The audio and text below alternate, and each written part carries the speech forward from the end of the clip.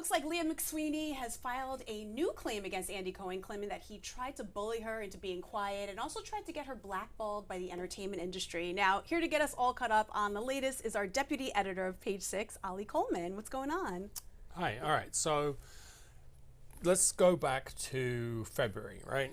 And Leah McSweeney filed a lawsuit essentially claiming that Andy Cohen, as the executive producer of The Real Housewives of New York, which was her show, and the Real Housewives Ultimate Girl Trip, which was a spin-off that she was also on a season of, and the other producers had basically said, oh, look, she's a recovering alcoholic, she's had mental health problems, she's got all the ingredients for a person we can make go completely crazy and, you know, have this big kind of blockbuster memorable scenes that will drive ratings, right?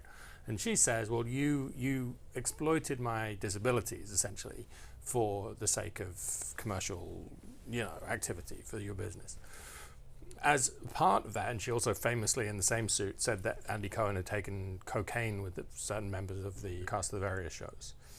And after that suit came out, Andy Cohen did an extremely unusual thing, I would say. You know, I've been doing this for a pretty long time, and I've never seen anyone do this. So what did he do? He put out a statement. That in itself is not unusual, but what he said in the statement is the things that Leah said in this suit are lies, and she has to withdraw them, she has to take them back, or I'll sue her for libel. You know, so it's pretty common for people to, when lawsuits come out, to say, put out a statement saying this isn't true, right?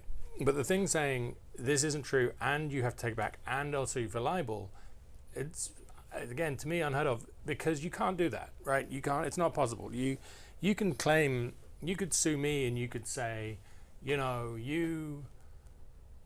I don't know, you flew over my house in a air balloon and you know, went with a fishing rod and you pulled all my, you know, electronics out the window. Like, as wild as you want to be. You can put it in a lawsuit, you can claim anything. Whether you can prove it in court is a different matter, but you can claim anything.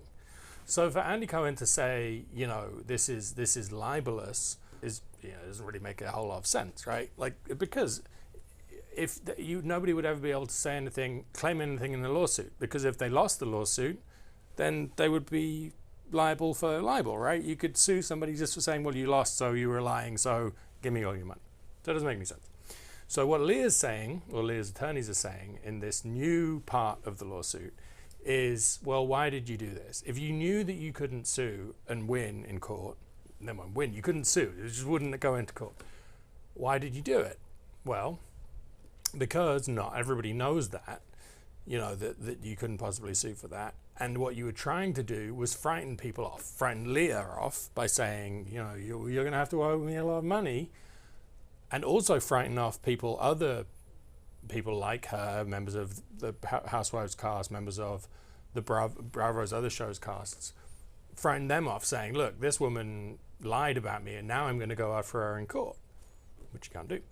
So they're saying it's a kind of flagrant intimidation tactic. Leah's lawyers also said that they disseminated this statement in the press. You know, there was a letter, a legal letter, and they disseminated it in the press to tarnish her reputation and prevent her from working in the entertainment business. There seems to be some truth to that in that we published it when it came out, and so yeah, that's the latest. So he's already facing, you know, a number of claims in this suit, and now he's facing two more. His lawyers and his representatives of various kinds have denied all of these allegations, and in fact Bravo says that there's an independent investigation that's found that he is not you know, that he did nothing wrong. So that's where we're at now. So why do we think that he's trying to scare her or put these tactics out to kind of get her to pull back on what she's saying? I mean, look, that's what the lawyers say, and you know, I don't take a view on whether or not that is what he's doing. However, in their line of reasoning, if their line of reasoning is correct, I can see why, right? Imagine how many housewives there are, right? There's, you know, maybe a dozen, half dozen, who knows how many shows with London, Dubai, you know, they're international now.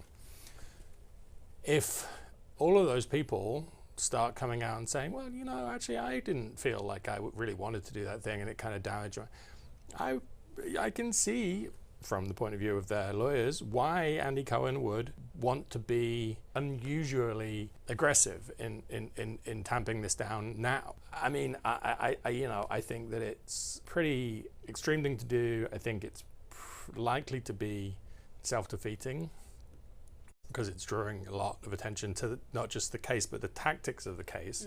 And it's interesting for sure. Well, as things continue to unfold, of course, we will be keeping you posted with the latest. Thank you so much, Ali, for joining us. And you can find out more about this story by going to page6.com.